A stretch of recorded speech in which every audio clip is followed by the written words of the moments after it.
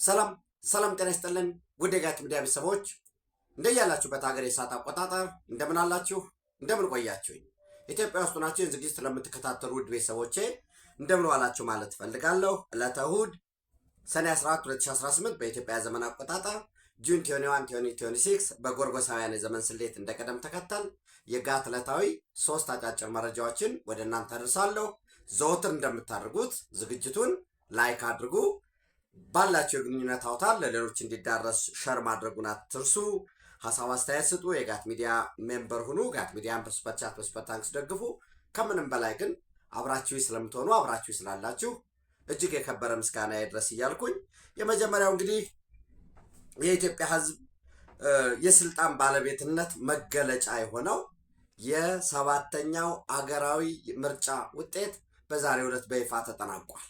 አሸናፊውም በአብላጫ ድምፅ የብልጽግና ፓርቲ መሆኑ ተረጋግጧል። ይሄ ለብልጽግና ፓርቲ አባላት፣ ለደጋፊዎች፣ ለኢትዮጵያ ሕዝብ ድምፁን ለሰጠው በአጠቃላይ ያሸነፈው ደግሞ የኢትዮጵያ የፖለቲካ ተዋናያንና የኢትዮጵያ ሕዝብ ነው ያሸነፈው። ይህንን ምርጫ ለማደናቀፍ የምታውቁት ነው፣ ለቀባሪ ማርዳት ነው። ከውጭም ከውስጥም እጅግ የተቀናጀ ሴራ ነበር። መራጮች ወደ ምርጫ ጣቢያ ሲሄዱ ያንን ምርጫ ለማደናቀፍ የተገዙ ባንዳዎች የሌሎችን ሀገራት የባዕዳንን ተልዕኮ ይዘው ምርጫውን ማደናቀፍ ዝም ብሎ እንደሚታሰበው ምርጫ ተደናቀፈ ብቻ አልነበረም ዓላማው። ሌላ ሀገር የማፍረስ ተልዕኮ ይዘው የሚንቀሳቀሱት ሰራዊታችን፣ የጸጥታ ኃይሉ በየደረጃ ያለው እየተሰዋ ጭምር ሞርታር እየተኮሱ ጽንፈኞች ስንት መከራ እየታየ ያ የተጠናቀቀ ነው ምርጫው። በምርጫውም ያሸነፈው የኢትዮጵያ ሕዝብ ነው፣ ዋጋ ከፍሎ ጭምር።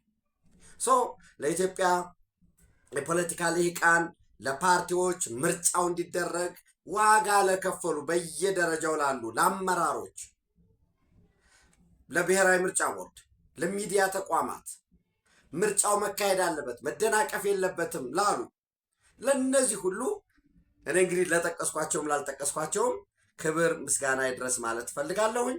የብልጽግና ፓርቲ እንደ መንግስት ለመመስረት የሚያስችለውን አብላጫ ድምፅ አግኝቷል።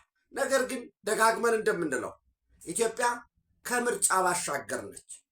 የቀይ ባህር ቀጠና፣ የአፍሪካ ቀንድ ከባድ የሆነ ፈተናዎች አሉን ከፊታችን።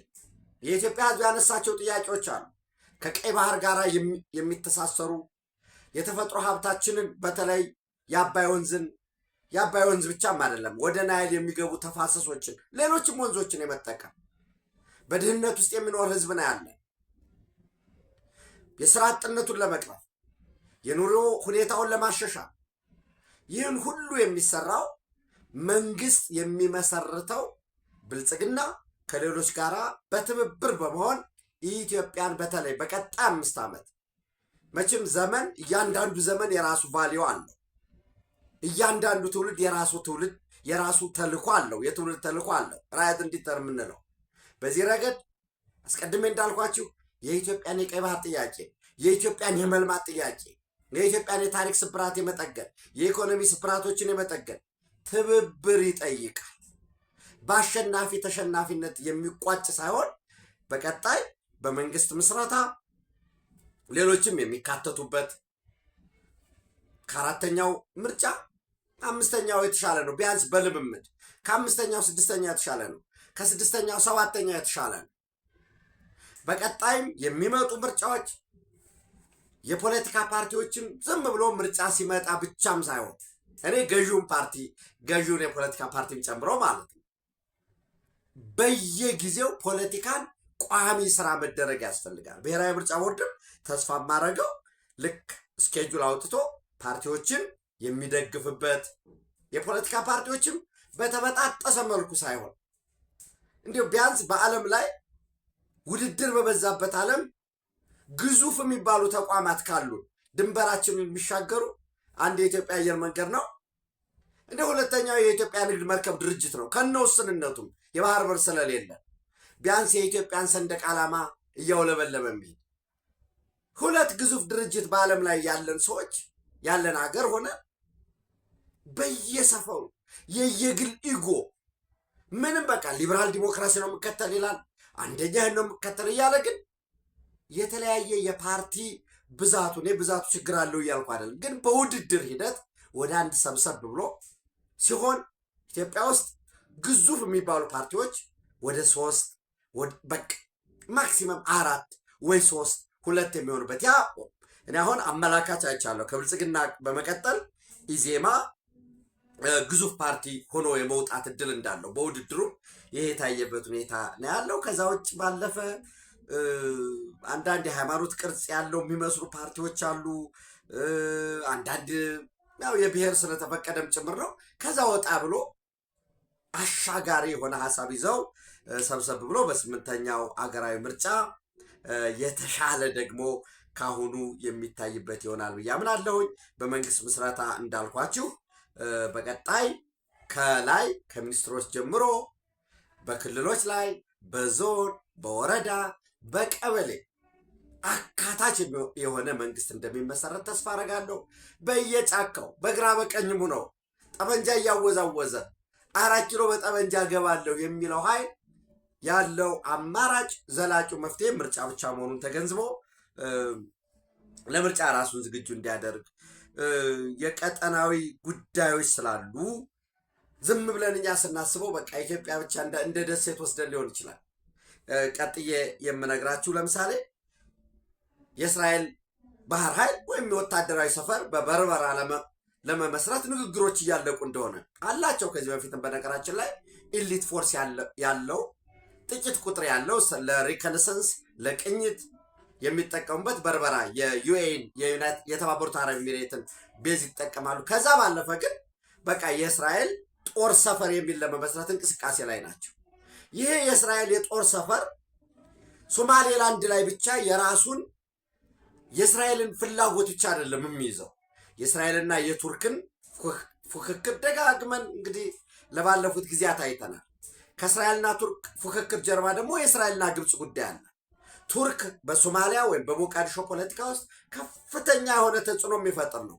ስለዚህ ሶማሌላንድ ላይ ደግሞ ማን ከፍተኛ ተጽዕኖ ይኖረዋል ማለት ነው? እስራኤል።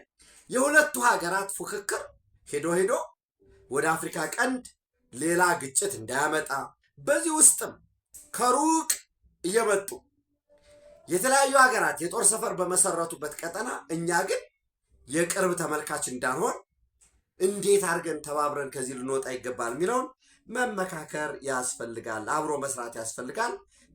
ያሸነፈችው ኢትዮጵያ ነች። ያሸነፈው የኢትዮጵያ ሕዝብ ነው። ከዛ በመቀጠል ባለው ከዛ በታች ባለው በጋራ ተባብሮ ከስህተቱም ከውስንነቶችን በደንብ ገምግሞ በ8ኛ ሀገራዊ ምርጫ እንድንገናኝ ተስፋ አረጋለሁ። እግዚአብሔር እድሜ ጤና ሰጥቶን ደግሞ ያንንም ለማየት ምልከታችንን ለማጋራት እንዲያበቃም ተስፋ አድርጋለሁ። ሌላው ምናልባት ከዚህ ጋር የተያያዘው በዛሬው ዕለት በአዲስ አበባ ከተማ ደረጃ 8ኛው ዙር የአረንጓዴ አሻራ መርሃ ግብር በይፋ ተጀምሯል። በስነ ስርዓቱ ላይ ክብርት ከንቲባ ወይዘሮ አዳነች አቤቤ በከተማዋ ደረጃ 6 ሚሊዮን ችግኞች እንደተዘጋጁና እነሱን የመትከል ወይም አሻራ የማሳረፍ ፕሮግራም እንዳለ ገልጸዋል። እንግዲህ ከዛ በላይ ይፈጸማል ብዬ ነው ማምነው። የአዲስ አበባ ከተማ ህዝብ ቀናይ ነው። አደረጃጀቱ እስከ ብሎክ እስከ መኖሪያ ሰፈር ድረስ እስከ ብሎክ የደረሰ ጠንካራ አደረጃጀት ያለው ነው አዲስ አበባ ከተማ ማለት። የፖለቲካ አመራሩ ቁርጠኛ ነው፣ አደረጃጀቱም ጠንካራ ነው። በዚህ ረገድ ከ6 ሚሊዮን ችግኝ በላይ መትከል የሚያስችል አቅም እንዳለ ነው እምነት ያለኝ። የአዲስ አበባ ከተማ የአረንጓዴ ሽፋንም ከ8 ዓመት በፊት ከነበረበት እኔ ማለት ሽፋን አልነበረውም ማለት ነው የምንችለው ከ2.4% አሁን ወደ 24% አድጓል። የአረንጓዴ የዚህ የወንዝ ዳርቻው የራሱ የተከለሉ ፓርኮች በመኖሪያ መንደሮች ጨምሮ በዚህ በኮሪደር የተሰሩት ሌሎችም የግል በየመኖሪያ ቤቱ ያሉትም አጠቃላይ የአረንጓዴ ሽፋኑ ከ2.4% ወደ 24% አድጓል። በቀጣይ 5 ዓመታት የአዲስ አበባ ከተማን የአረንጓዴ ሽፋንም ከ33% ገደማ በላይ ለማሳደግ እንደሚሰራ ነው መረጃዎች የሚያሳዩት። ይሄ በነገራችን ላይ ቀላል አይደለም። የከተሞች ስታንዳርድ ስንት መሆን አለበት የአረንጓዴ ሽፋናቸው የሚል እንደው አስገዳጅ ባይሆንም ስታንዳርዶች አሉ። አንዳንዶቹ 30% መሆን አለበት ብለው የሚያስቀምጡ አሉ። እስከ 40% የሚያሳድግም አለ።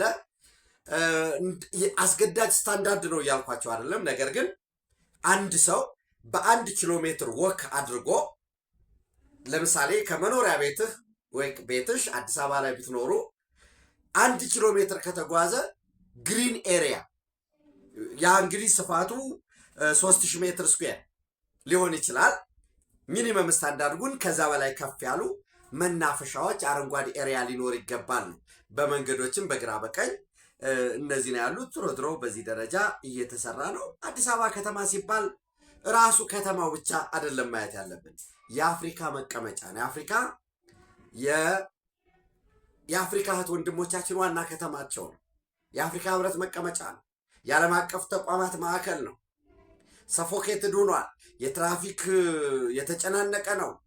ለመኖር የማይመች ነው በሚል ብዙ የአፍሪካ ህብረትን ጨምሮ ከከተማዋ ለማውጣት ሲደረግ የነበረውን ጥረት ሁላችንም የምናስታውሰው ነው። አንዳንዴ ሊቢያ መሄድ አለበት፣ ሌሎች ካይሮ፣ ደቡብ አፍሪካ፣ ኢብን ኬንያ መሄድ አለበት የሚሉ ዘመቻዎች ሁሉ ነበሩ። አሁን ዛሬ ወዳጅም ጠላት የሚናገረው ነው።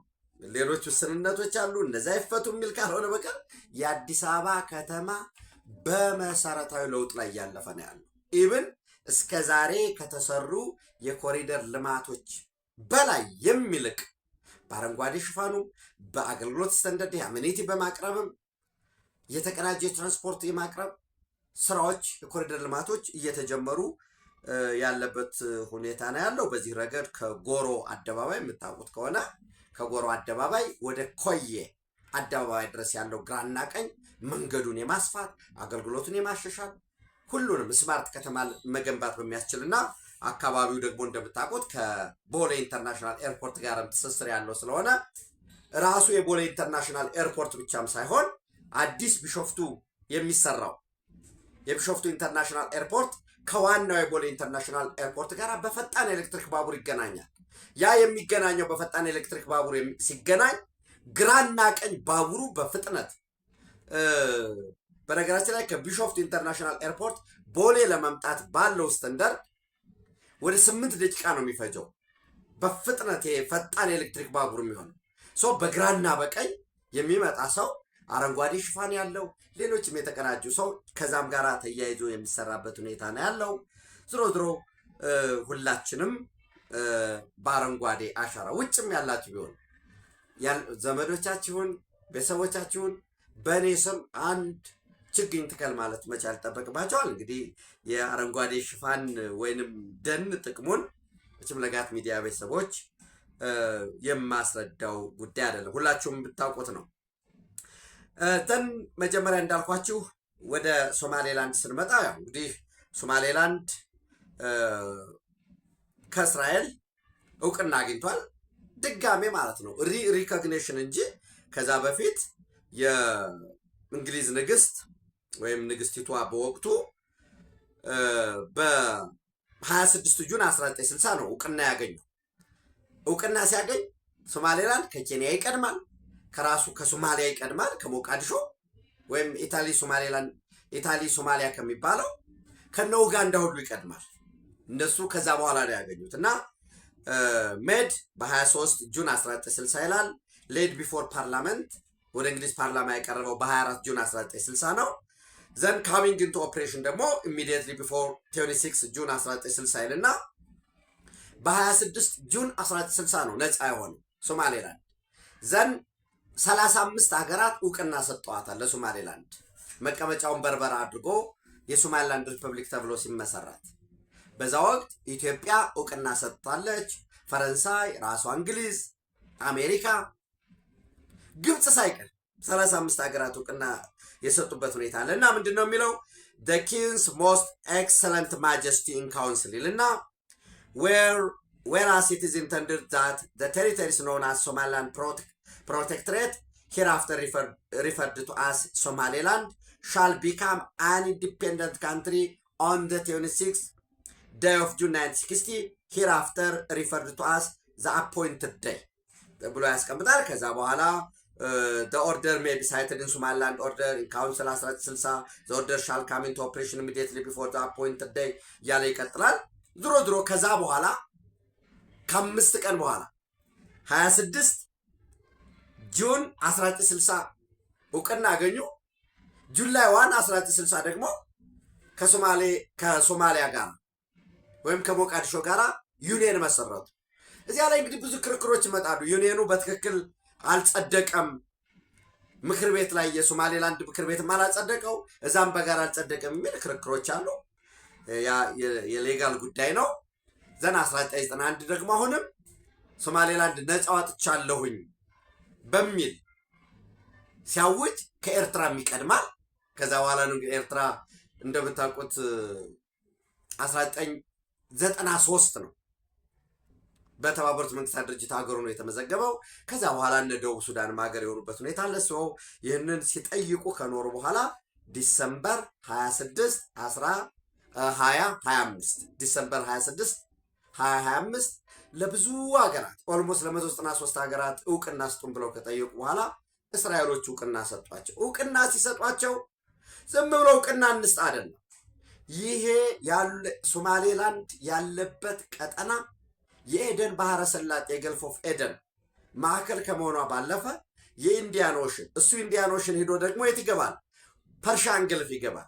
ፐርሺያን ገልፍ ላይ ወሳኝ የሆነው የሆርሙዝ መተላለፊያ አለ፣ ኢራን አለ ማለት ነው።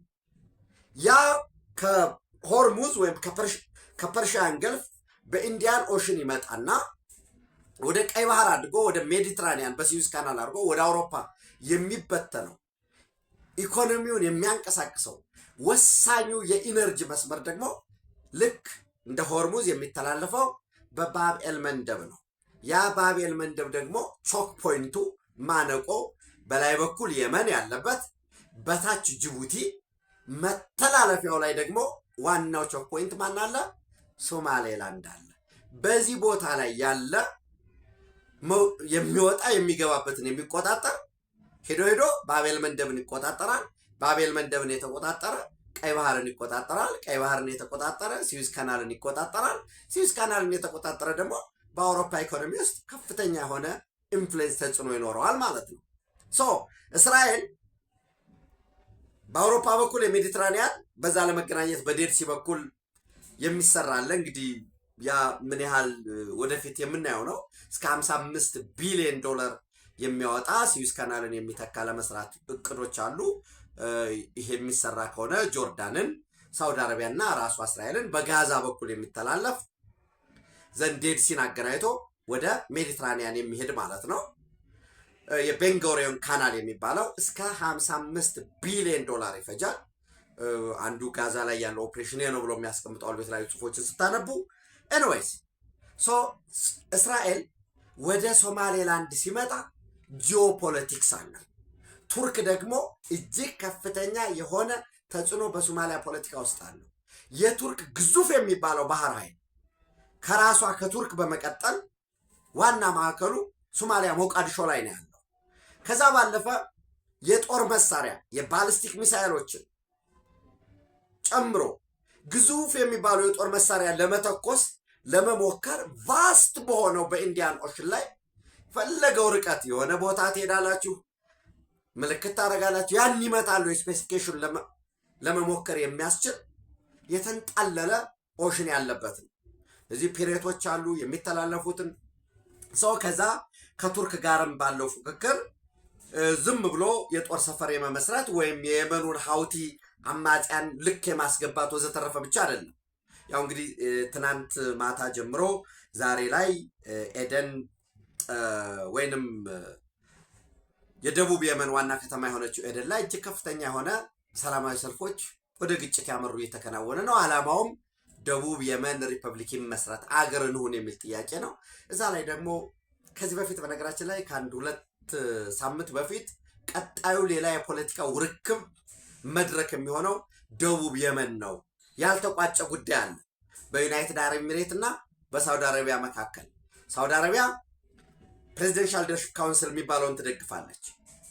ዩናይትድ አረብ ኤሚሬት ደግሞ ሳውዘርን ትራንዚሽን ካውንስል ወይንም ደቡብ የመን መቀመጫዋን ኤደን አድርጋ ሀገር መሆን አለባት የሚል እንደምታውቁት ኢትዮጵያ ቀይ ባህርን ስትገነጥል ወይም ተገንጥላ ስትሄድ ደቡብ የመንና ሰሜን የመኑ የተለያዩ ሀገራት የነበሩ ናቸው። ሰሜን የመን ከኦቶማን ቱርክ ጋር ግንኙነት የነበረው ከሀውቲ ጀርባም ያው አንዳንድ ነገሮች የሚመጡት ለዛ ነው። ደቡቡ ደግሞ ከ1860 ኦልሞስት ጀምሮ በእንግሊዝ ውስጥ የነበረ የሶማሌላንድ መሪ የመጨረሻው ጁን 26 ሶማሌላንድ ከዛሬ ጀምሮ ነፃ ሆናለች ተብሎ ጁን 26 1960 ሲለቅ መሪው ወደ ኤደን ነው የሄደው። አሁንም ከዩናይትድ አረብ ኤሚሬት ወደ ሶኮትራ ደሴትን ጨምሮ እጅግ በጣም ስትራቴጂ የመሬት ምንድን ነው ሄቨር ኦነርዝ የሚባለው ያ የሚያምረውን ጨምሮ ያለበት ወሳኝ የሆነው ስትራቴጂክ ነው። ዩናይትድ አረብ ኤሚሬት የፉጅራ ደሴት አለው ኦፍኮርስ በዛ በኢንዲያን ኦሽን የሚመጣ ይሄ ደቡብ የመን ላይ ኢንፍሉዌንስ ማሳደር ከቻለ ዩናይትድ አረብ ኤሚሬት በተመሳሳይ እስራኤል አብሮ ከሆነ የአብርሃም አኮርድ ስላለው ሳውዲ አረቢያን ኮንስትሬን ማድረግ ወይንም ምንድን ነው የመለጠጥና ሪጅናል ኢንፍሉዌንሱን ሄጅሞኒውን መያዝ የሚቻልበት እድል ይፈጥራል ማለት ነው። ያ እንዳይሆን ሳውዲ አረቢያ ደግሞ በዚህ በኢንዲያን ኦሽን በኩል መውጫ ስለሌለው በቀይ ባህር በኩል ይዋሰናል። ሳውዲ አረቢያ እንደምታውቁት በዚህ በኤርትራ ማዶ ነው ወይ በጅቡቲ ማዶ ነው ያለው፣ ፊት ለፊት ነው ያለው። ወራስ በፐርሺያን ገልፍ ደግሞ በዛ በኩል ይዋሰናል። በሆርሙዝ ከገባ በኋላ ሆርሙዝ ጋር ይገባና በሰርጡ ገብቶ ዘንድ ፐርሺያን ገልፍ ተዋሳይ ነው። በአብዛኛው የሳውዲ አረቢያ ህዝብ ደግሞ የሚኖረው በፐርሺያ ገልፍና በዚህ በእኛ በኩል ደግሞ በቀይ ባህር በኩል ነው የሚኖረው። ያችን መስመር ነው ይዞ የሚሄደው። በዚህ በደቡብ የመን በኩል በአብደላ ሳላህ ዘመን አብደላ ሳላህ ነው አንድ ያደረጋቸው ደቡብ የመንና ሰሜን የመን እንዳልኳቸው እኛ ስንበታተን ሁለቱ ግን አንድ የሆኑበት ዘመን ነው ያለው። ሳውዲ አረቢያም ለራሱ በሚል በኤደን በኩል መውጫ መስመር በዛ አድርጎ በኢንዲያን ኦሽን አድርጎ በአማራጭነት የሆርሙዝ ቢዘጋ ሌሎች ከቱርክ ጋር የሚሰሩ የባቡር መሰረተ ልማቶች የኢንዲያን ሚድልስት ኢኮኖሚክ ኮሪደር እነዚህ እንደተጠበቁ ነው። የኢኮኖሚ ጉዳይ ነው። ይሄ ባለበት የእስራኤል ወደዚህ መምጣት ሪጂናል የሆነ ሬሌቫንስ አለው። ጠቀሜታው በቃ ዝም ብሎ ሶማሌላንድ 193 ሀገር ቀርቦ እኛ እንስት ከሚል አይደለም። ከዛ ባለፈ ታስታውሳላችሁ እዚህ ወደ እናንተ ማምጥቸው ስለነበረ ማለት ነው አሜሪካ በራሱ ዩኤስ ኮንሲደሪንግ ሪኮግኒሽን ኦፍ ሶማሌላንድ ኢን ኤክስቼንጅ ፎር ሚሊታሪ ቤዝ ማርች 16 2025 ላይ መረጃዎች ወጥተው ነበር። የዚህ ዲፌንስ ኔትወርክ ደግሞ ትናንት ይዞት በወጣው መረጃ እስራኤል ፕላንስ ቱ ዲፕሎይ ሰብመሪንስ ኢን ሶማሌላንድ። ይሄ ሰብመሪን ደግሞ ዝም ብሎ ብቻም ሳይሆን እስከ 1500 ኪሎ ሜትር ድረስ የሚምዘገዘጉ የባሊስቲክ ሚሳይሎችን የሚታጠቁ የጀርመን ሰራሽ የሆኑ የጀርመን የመከላከያ ኢንዱስትሪ የሰራቸው ከፍተኛ የሆኑ ወይም እጅግ ዘመናዊ የሆኑ ጠላቂ ሰብመሪን የጦር መርከቦችን ጨምሮ ኢሊት ፎርሳቸውን ለማሰማራት ንግግር እየጨረሱ እንደሆነ ነው መረጃ የወጣው። ኦፍኮርስ ከዚህ በፊትም ብያቸዋለሁ ዩናይትድ አረብ ኤሚሬት ቤዝ አለው በርበራ ላይ። ያንን የበርበራ ቤዝን ደግሞ እስራኤል ስትጠቀም ነው የቆየችው። በባለፈው ፕሬዚደንቱ ወደ ቴልአቪቭ ኢየሩሳሌም በነበራቸው ጉብኝት እስራኤል ካትዝ ከዚህ በፊት ሴክሬት የሆነ ሚሊተሪ ወይም ሚስጥራዊ የሆነ ወታደራዊ ትብብር ለረጅም ጊዜ ሲያደርጉ እንደነበረ የገለጹበት ሁኔታ አለ። ያ ትብብሮች ምንድን ነው፣ በምን ጉዳይ ተባበሩ፣ ምን ውጤት አገኙ የሚለው ሴክሬት ነው። እንግዲህ እስኪገለጽ ድረስ አብረን የምናየው ነው የሚሆነው ማለት ነው። ስለዚህ እንዳልኳችሁ ከዚህ ከራሳችን የውስጥ ፖለቲካችንን ወደ አንድነት ወስደን ምንም ጥርጥር የለውም ልዩነት የእድገት ምንጭ ነው። በፖለቲካ አመለካከት ልንለያይ እንችላለን። የመንግስት መዋቅር ይህን መምሰል አለበት። ፖሊሲ ላይ ልዩነት ሊኖረን ይገባል። አንድ የሚያረጉን ይሄ ቀጠና በቀጣይ የናይል ጉዳይ አለ። ወደ ድርድር መግባታችን አይቀርም። የተጀመሩ ሂደቶች አሉ ብያቸዋለሁ። በተለይ ከዚህ ማሳድ ቦሎስ ጋር የአሜሪካ ፕሬዚደንት የመካከለኛው ምስራቅና የአፍሪካና የመካከለኛው ምስራቅ የአረብ ጉዳዮች አማካሪ በነገራችን ላይ ዛሬ ቱርክ ነው ያሉት። ቱርክ የሄዱበትም በሊቢያ ጉዳይ የቱርክ ኢንፍሉዌንስ አለ፣ የግብፅ ኢንፍሉዌንስ አለ። ይህንን እንዴት ነው መውጫው የሚል የሱዳንንም ጉዳይ ለመፍታት ጥረት እየተደረገ ነው። በዚህ ሂደት በናይል ወንዝ ላይ ከግብፅ ጋር ውድድር መሄዳችን አይቀርም፣ ግዴታ ነው። በተመሳሳይ የእኛ የቀይ ባህር ጥያቄ አለ። የተጀመሩ ሜጋ ፕሮጀክቶች አሉ። የቢሾፍቱ ኢንተርናሽናል ኤርፖርትን ጨምሮ የኮይሻ ኤሌክትሪክን መጨረስ አለብን። በአባይ ግድብ ላይ 2 በባሮ አኮቦ የዋይት ናይል በአባይ ወንዝ ላይ ወይ በብሉ ናይል ላይ በእኛ አጠራር በአባይ ላይ በባሮ አኮቦ ወደ ዋይት ናይል በሚሄደው ላይ እነዚህ ግድቦች አሉ። ስለዚህ እንዴት ነው ማድረግ ያለብን? ተፎካከር፣ የውስጥ ፉክክር ጥሩ ነው፣ ጤናማ ነው። ነገር ግን አንድ ሆነን መቆም መቻል አለብን። በብሔራዊ ጥቅሞቻችን ዙሪያ የፈለገው ልዩነት ቢኖረን ቤታችን ላይ ግን የምንነታረከው የምንጨቃጨቀው እዚሁ ኢትዮጵያ የሚባለው ቤት ነው። አዳራሹ ላይ ውስጥ ገብተን አዳራሹ ላይ ቀለሙ እንዲሁን ምኝታ ቤቱ በዚህ ቀር ለዚህ ቅድሚያ እንስጥ፣ ያ ልንጨቃጨቅ እንችላለን። ኢትዮጵያን በተመለከተ ግን አንድ መሆን መቻል አለብን። ዝም ብሎ ሶማሌላንድ እስራኤል እዚህ መጣ፣ የእስራኤል መምጣት ምንድን ነው ለኢትዮጵያ የሚሰጠው አድቫንቴጅ? የሶማሌላንድ አገር መሆን አለ። ፖዚቲቭሊ አጂቴት የማደርገው እኔ ደስተኛ ነኝ። ምን እንደምታውቁት የእስራኤል ወደዚህ መምጣት ምን ፖዚቲቭ ጥቅም አለው? ምንስ ተጽዕኖ ይኖረዋል? እሱን ፖዚቲቭን እንዴት ማስፋት ማሳደግ እንችላለን፣ ተጽዕኖውንስ እንዴት መቀነስ እንችላለን የሚለውን መነጋገር እጅግ በጣም አስፈላጊ ነው የሚሆነው። ምናልባት ከዚህ ረገድ የሶማሌላንድ ሪፐብሊክም አሁን በስልጣን ላይ ያለው የፓርቲያቸው ዋዳን የሚባለው ፓርቲ ጠቅላላ ጉባኤውን ወይንም ይሄ ናሽናል ኮንፈረንስ እያካሄድና ያለው ከዚህ ናሽናል ኮንፈረንስ መጠናቀቅ በኋላ ከፍተኛ የሆነ ሪሸፍል እንደሚደረግ ይጠበቃል። ወጣቶች ወደፊት እንደሚመጡ፣ አዳዲስ ፊቶች እንደሚመጡ ነው መረጃዎች እየወጡ ያሉት። የሶማሊያ ፌዴራል መንግስት ወይም የሞቃዲሾው ሐሰን ሼክ መሐመድ ወደ ኬንያ ሂደዋል። ከዊሊያም ሩቶ ጋር የሚመክሩ ይሆናል። በምን ጉዳይ ነው የሚመክሩ የሚለው ስቲል ክላሲፋይድ አይደለም፣ ግልጽ የሆነ ነገር የለውም። ድሮ ግን አንደኛው የሚመክሩት በሶማሊላንድ ጉዳይ ነው የሚሆነው። እስራኤልን እንዴት ማድረግ አለብን? አይ ቲንክ ሽምግልና ስለመላክ ሊሆን ነው የሚችለው ወይንስ ምንድን ነው የሚለው ነው። ሌላው በዚህ በቀጠናዊ ጉዳዮች፣ የውስጥ ጉዳዮች፣ በራሳቸው የምርጫ ጉዳዮችም አሉ። ይህንን ማየት ይጠበቅብናል ማለት ነው።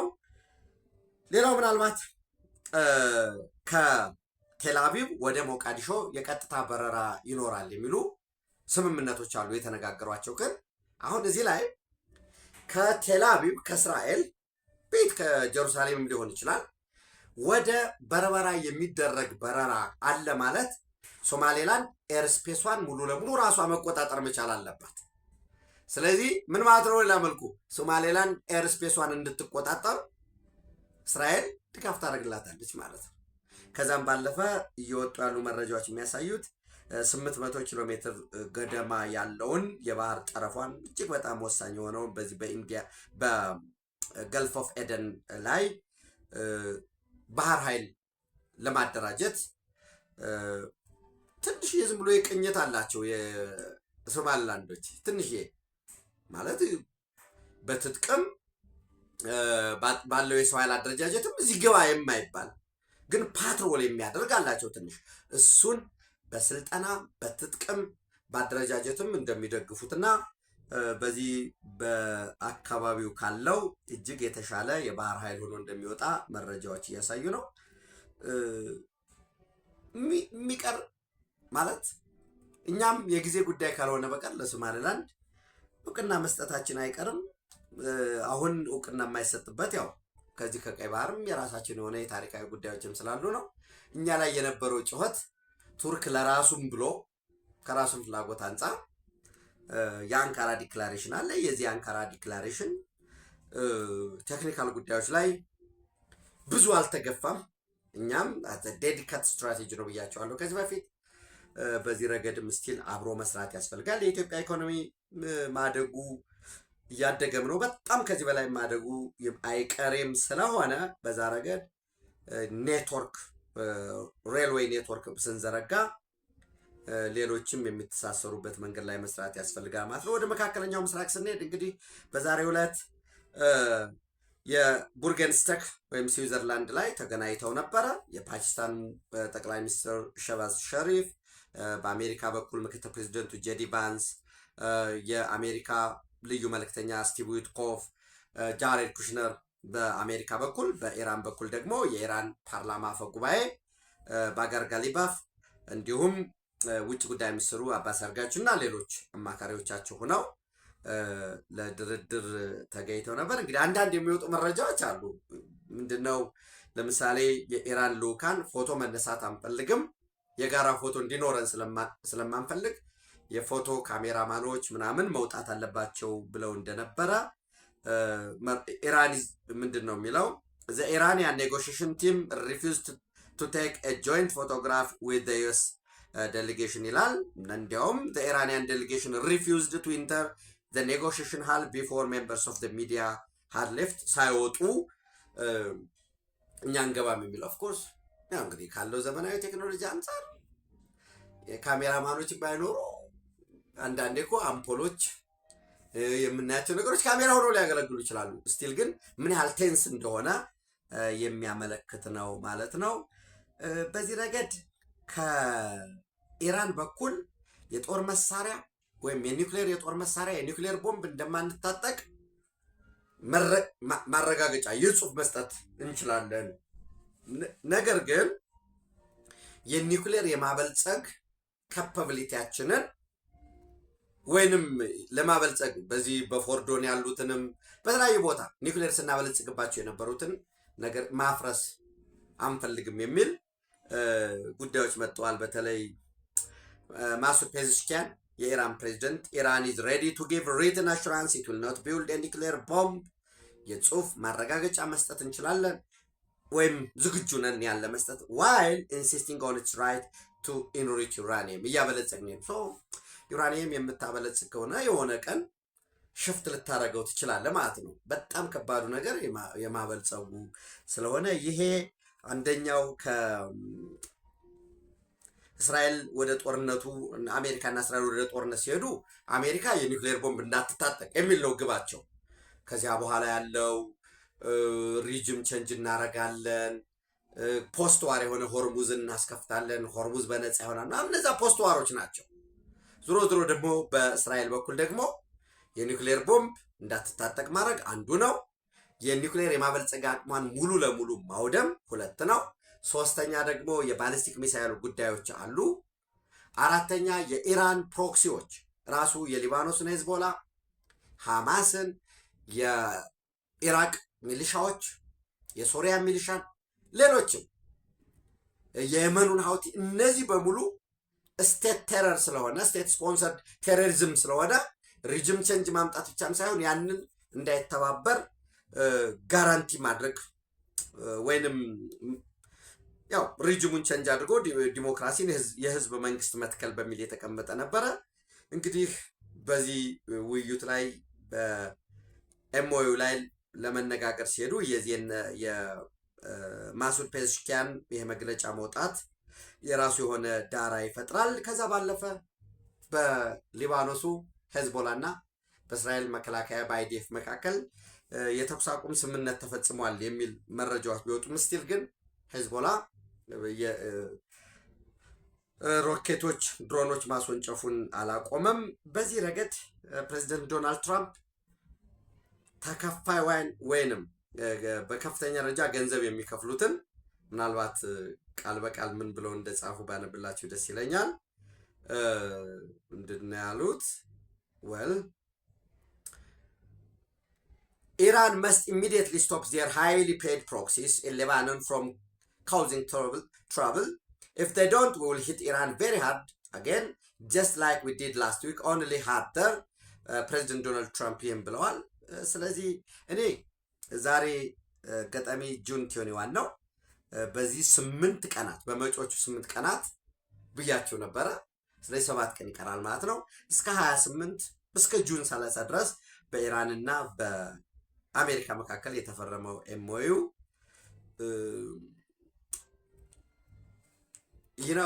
ወደ ግጭት ያመራሉ የሚል ነው የኔ አናሊሲስ። አንዳንዶችም